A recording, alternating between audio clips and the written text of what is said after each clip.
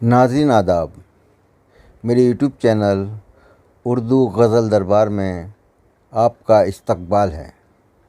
आज मैं आपके सामने एक अनोखा प्रोग्राम लेकर हाज़िर हुआ हूँ, जिसका नाम है जुनून उर्दू। इस प्रोग्राम में हर बार आपसे किसी ऐसी हस्ती का तारुफ़ कराया जाएगा जिसे ना सिर्फ़ उर्दू से इश्क़ होगा, बल्कि वो उर्दू ज़बान की मिठास पर दिलो जान से फ़िदा भी होगी, जो उर्दू की दीवानी होगी, जो उर्दू को जुनून की हद तक चाहती होगी, जिसने बाकायदा उर्दू सीखी होगी या सीख रही होगी। वो उर्दू जिसके बारे में उस्ताद दाग ने कहा था कि नहीं खेल ए दाग, यारों से कह दो कि आती है उर्दू ज़बां आते आते।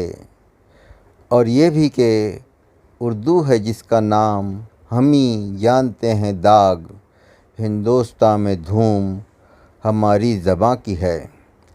नाज़रीन, जुनून उर्दू का आगाज़ मैं एक ऐसी हस्ती से करने जा रहा हूँ जिसकी मादरी ज़बान मद्रासी है, जिसने BR फिल्म्स, राजश्री प्रोडक्शंस और सनशाइन फिल्म जैसे इदारों में अपने हुनर का जलवा दिखाया है।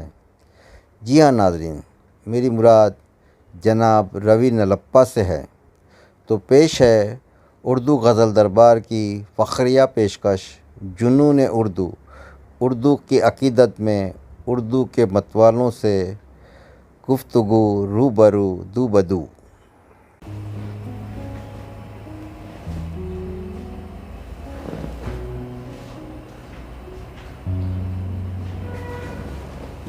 उर्दू गज़ल दरबार की फ़ख्रिया पेशकश जुनून उर्दू।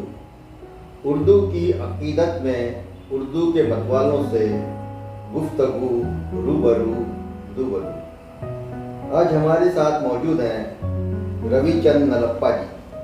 रवि जी, मैं जानता हूं कि आपका ताल्लुक़ जुनूब हिंद यानी कि साउथ इंडिया से है और आपकी मादरी ज़बान मद्रासी है।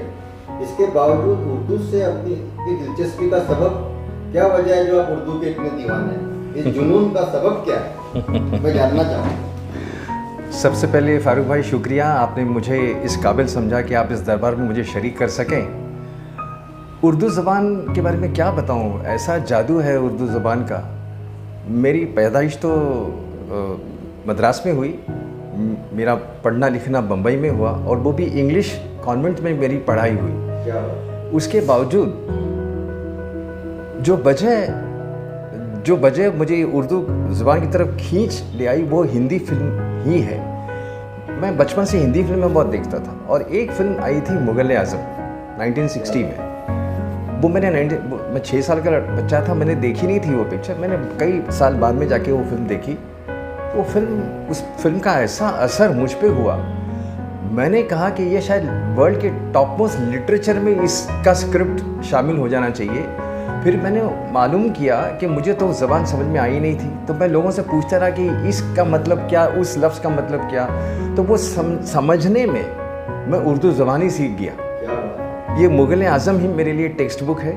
जो वो राइटर्स थे, जो 4 राइटर्स महारथी थे और वो डायरेक्टर जो थे, वो मतलब उन्होंने एक ऐसी इमारत खड़ी कर दी उर्दू ज़बान को दर्शाने की कि मैं उनका कायल हूँ। ऐसी मिसाल शायद हमारी फिल्म इंडस्ट्री में कोई नहीं मिलेगी जहाँ उर्दू इतनी सफाई से और इतनी नफासत से लिखी गई हो। तो उसमें 4 राइटर्स थे, अमान साहब, एहसान रिजवी साहब, बजात मिर्ज़ा साहब और एक राइटर में नाम मैं भूल रहा हूँ, मगर बजात मिर्ज़ा साहब का सबसे ज़्यादा कमाल था। तो मैं बजात मिर्ज़ा को बहुत फॉलो करता रहा। तो उन्होंने फिर वो कई फिल्में लिखी। उसमें कोहिनूर भी एक फ़िल्म थी, गंगा जमुना उनकी एक फ़िल्म थी जो उन्होंने पूरी पूर्वी और भोजपुरी भाषा में लिखी।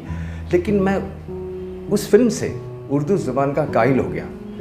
उर्दू ज़बान का कायल इसलिए हुआ कि मैं बेसिकली एक सॉफ्ट टेम्परामेंट का आदमी हूँ। मुझे किसी भी ज़बान में वो सॉफ्टनेस, वो नरमी सुनाई नहीं दी जो उर्दू ज़बान में सुनाई दी। और यही नहीं, इनकी सारी भी इतनी इस ज़बान में इतनी है क्योंकि मैं खुद एक मॉडेस्ट इंसान हूँ, हम्बल इंसान हूँ, छोटा इंसान हूँ, अपने आप को हमेशा एक तालिब इल्म स्टूडेंट ही समझता हूँ, तो मुझे इस ज़ुबान में एक रिलेटेबल फैक्टर बहुत नज़र आया। मुझे लगा कि जैसा मैं हूँ वैसी उर्दू ज़ुबान भी है, इतनी ही इनकी सारी, इतना ही सामने वाले का एहतराम करना और ख़ुद को छोटा हमेशा रखना और समझना, तो ये ऐसी ख़ास बातें हैं उर्दू ज़ुबान की जो लफ्ज़ों में बयान भी नहीं की जा सकती। आप कोई भी पहलू ले लीजिए ज़िंदगी का, कोई भी ऐसा कोई वो नहीं है, मतलब कोई पहलू नहीं है जिसको उर्दू के शायरों ने अपने गज़लों में उतारा नहीं है। पूरी कायनात है, पूरी दुनिया है। और मैं तो कहता हूँ साहब कि जैसे हमारी हिंदू फिलॉसफी में हम प्रिंसिपल ऑफ डिटैचमेंट की बात करते हैं, वैसे हमारे उर्दू शायर भी वही बात करते हैं। अब वो शाद अजीम आबादी का वो जो कमाल की एक गज़ल थी, जिसका ये मतला था कि तमन्नाओं में उलझाया गया हूँ, खिलौने दे के बहलाया गया हूँ इस कूचे के हर ज़र्रे से आगा, इधर से उम्र भर आया गया हूँ। देखिए साहब क्या सफाई से वो ज़िंदगी को देख पा रहे हैं। वो ये इतना भी वो समझ रहे हैं कि वो खुद अपनी मर्ज़ी से नहीं आए हैं, उनको यहाँ भेजा गया है, वो लाए गए हैं। और इस तरह के और उर्दू के शायर हैं, ज़ौक़ साहब हैं, उन्होंने कहा कि लाई हयात आए कज़ा ले चली चले, अपनी खुशी ना आए न अपनी खुशी चले। अब देखिए साहब ये कितने बड़े फ़िलोसोफ़र्स हैं, कितने बड़े फ़लसफ़ी हैं जो इतनी सफाई से ज़िंदगी को देख सकते हैं। ज़ौक़ साहब ने तो आगे ये कहा है कि बेहतर तो है यही कि न दुनिया से दिल लगे, पर क्या करी जो काम न बेदिल लगी चले। इसी तरह एक और शायर थे जिन्होंने कहा था कि दुनिया में हूँ, दुनिया का तलबगार नहीं हूँ, बाज़ार से गुज़रा हूँ, ख़रीदार नहीं हूँ। अब साहब विंडो शॉपिंग की बात उन्होंने कही है। तो किसी भी चीज़ की खूबसूरती का लुत्फ़ उठाने के लिए ये ज़रूरी नहीं कि उस चीज़ को अपनाया जाए, वो देख के ही उसकी खूबसूरती का एहसास इंसान को उठा लेना चाहिए। तो ऐसे उस्ताद लोग होके गए हैं, इतना ख़जाना छोड़ के गए हैं, इतना ज्ञान छोड़ के गए हैं कि हम जैसे तालिब इल्म को तो ये हमेशा ये ऐसी एक चीज़ है, ऐसा एक टेक्स्ट बुक है जिसके तरफ बार बार मैं खींचता चला जाता हूँ। उर्दू ज़ुबान से मुझे इसीलिए लगाव है कि तो ज़ुबान इतनी रिफ़ाइंड है, इतनी नफासत है उस ज़ुबान में कि मुझे तो कोई और ज़ुबान इतनी रिफ़ाइंड नहीं लगती। और इस ज़ुबान में एक डिग्निटी है साहब, कहीं भी मैंने आज तक कोई हल्का लफ्ज़ उर्दू ज़ुबान में सुना नहीं है। अब देखिए मैं एक मिसाल देता हूँ उर्दू ज़ुबान की खूबसूरती की। जब कोई हमारा कोई काम कर देता है तो हम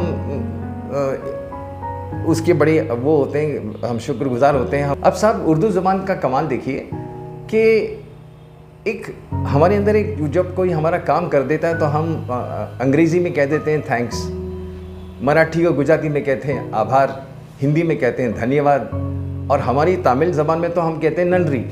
लेकिन उर्दू ज़बान में इस ग्रैटिट्यूड को एक्सप्रेस करने के कम से कम 5 लफ्ज़ हैं। तो वो कौन से लफ्ज़ हैं? नवाजिश, करम, शुक्रिया, मेहरबानी, इनायत।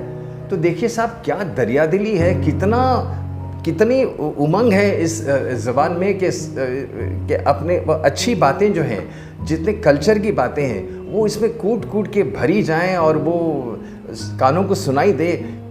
इससे ज़्यादा संगीत क्या हो सकता है साहब कि हर लफ्ज़ ऐसा लगता है जैसे शहद में घुला है और वो ज़मीन पे मोतियों की तरह गिरे हैं। ऐसी तो ये ज़बान है उर्दू।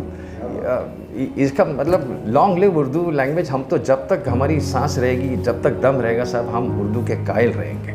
उर्दू ज़बान इतनी आसान ज़बान नहीं है, ये थोड़ी मुश्किल ज़ुबान है और इसको सीखने के लिए संयम चाहिए और आपके अंदर वो मोहब्बत, वो शिद्दत होनी चाहिए कि मैं ज़ुबान को सीख सकूं। तो साहब ये आसान इसलिए नहीं है क्योंकि एक दाग दहलवी साहब बहुत बड़े शायर हैं उर्दू के, उन्होंने उर्दू ज़ुबान के बारे में एक शेर कहा था और वो शेर क्यों कहा था इसकी पहले मैं एक वजह बताऊं। दाग साहब के ज़माने में एक शायर हुआ करते थे माइल, जिनका तखल्लुस था माइल।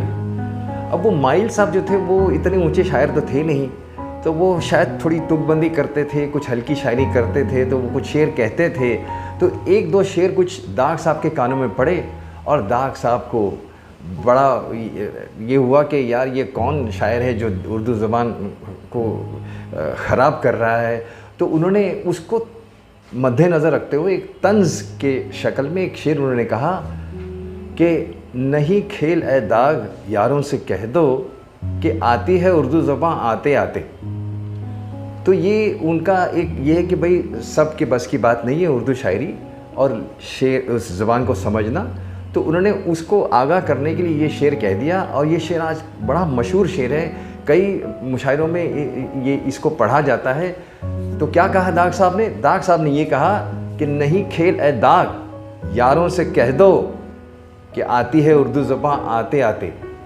तो साहब जब उन्होंने ये शेर कह दिया तो ये शेर माइल साहब तक पहुंचा। अब माइल साहब थे तो हल्के शायर, लेकिन ज़रा जवाब देने में वो भी थोड़ी उनके अंदर एक दाग को सुन के उनके अंदर एक उस्तादी आ गई। तो उन्होंने इसके जवाब में एक शेर कह दिया। उन्होंने ये कहा कि ज़ुबान का जिनको दावा था माइल उन्हें भी तो आई उर्दू ज़बान आते आते। तो ये शेर उन्होंने एक जवाब में कहा। हालांकि वो जानते थे कि दाग बहुत ऊंचे शायर हैं, उनका मुकाबला करना किसी के बस की बात नहीं, लेकिन उन्होंने अपनी तरफ से खूबसूरत उर्दू ज़बान में ही एक अच्छा वो कह दिया, शेर कह दिया कि ज़ुबान का जिनको दावा था माइल उन्हें भी तो आई उर्दू ज़बान आते आते। तो उर्दू ज़बान आते आते ही आती है। ये जितने लोग इस खूबसूरती को समझ लें, जल्दी समझ लें, जिसको अपनाएं, वो मेरे हिसाब से रईस लोग होंगे दुनिया के। शुक्रिया एक बार फिर फारूक साहब का कि उन्होंने मुझे ये ऐसा मौका दिया और मुझे इस दरबार में शरीक किया। बहुत बहुत शुक्रिया। आपका भी बहुत बहुत शुक्रिया करीना लब्बा जी। उम्मीद है आप इसी तरह उर्दू के जुनून में मुब्तला रहें।